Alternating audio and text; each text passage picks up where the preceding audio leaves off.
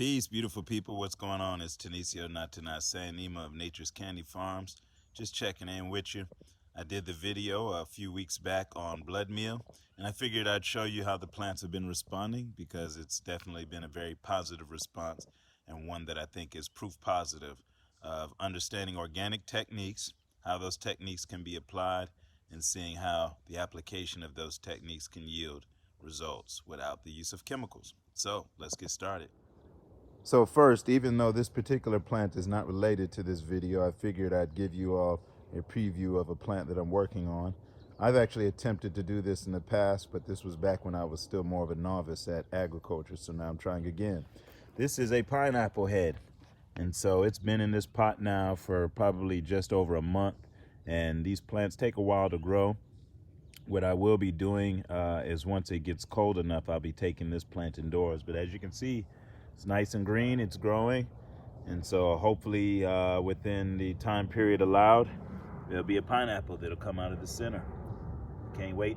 Let's see what happens. I'd also be remiss if I didn't take a quick moment to talk about this plant here. This is my Meyer lemon tree, and if you all recall, I did the video on citrus tone, and this particular tree was actually yellowing. You can even still see it down the center of the leaf.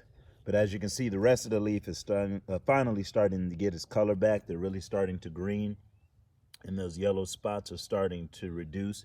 So I figured I'd just show this tree as well too, because with just a few weeks of eating off of that citrus tone, this plant is finally starting to get some color back to itself, and that's very exciting.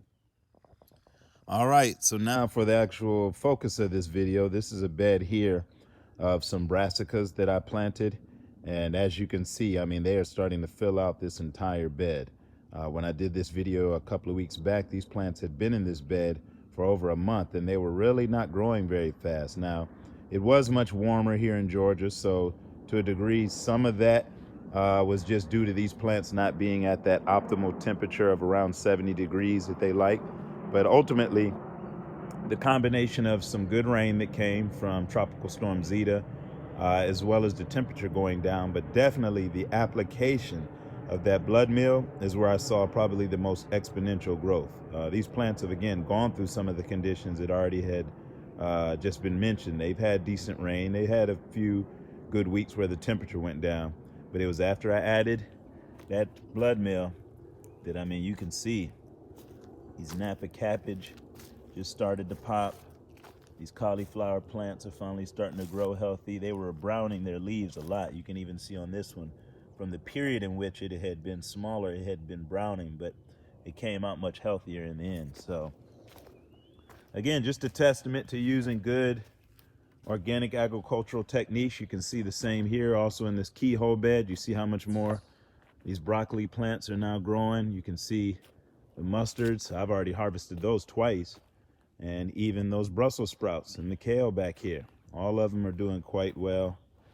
We've even got a bed over here of some Swiss chard and carrots. Carrots are still coming along slow, so of course we put some bone meal on those, and we'll see if that helps out. But the Swiss chard, I already did a harvest of those earlier this week, and I also did a harvest of this bed over here where these collards and mustards and other brassicas are growing. So overall, I'm satisfied. I think, again, it just shows that when you give the plants the proper attention, they give it back to you. Nature's Candy Farms. Peace.